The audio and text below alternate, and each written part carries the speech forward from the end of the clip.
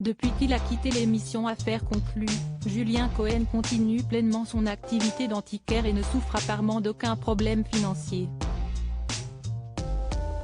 Invité sur le plateau de TPMP People le samedi 10 juin 2023, il s'est confié sur son arrivée dans le célèbre programme d'enchères.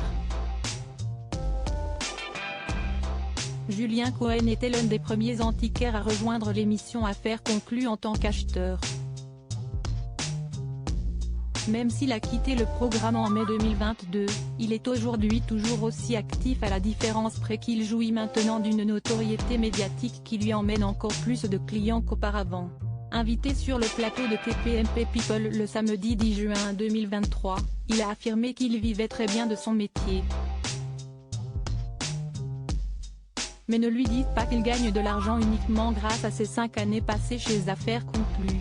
En effet, Julien Cohen gagnait déjà très bien sa vie avant de devenir célèbre. Si est eux qui sont venus me chercher.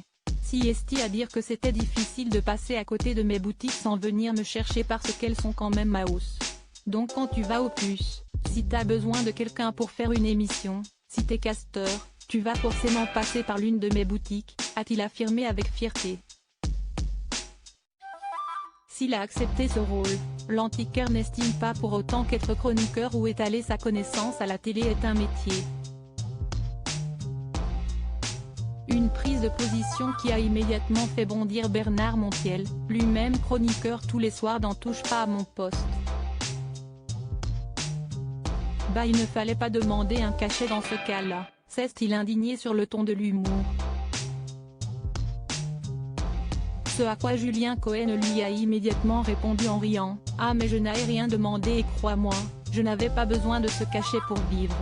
Une fortune qui lui sourit, une réaction qui laisse évidemment comprendre que l'époux de Karine gagne très bien sa vie.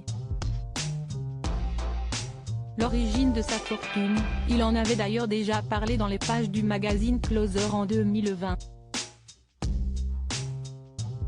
Ado, j'ai découvert que j'excellais dans les jeux de hasard, qui ne sont en fin de compte que des jeux de probabilité et de tactique. À 18 ans, j'ai gagné mon premier million au backgammon et chaque mois je remportais 100 000 francs, soit 15 000 €, avait-il alors expliqué. En faisant des économies considérables, il a ensuite décidé de lancer son affaire qui a très rapidement roulé.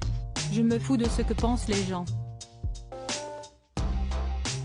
En France, si est honteux de gagner de l'argent et de le montrer.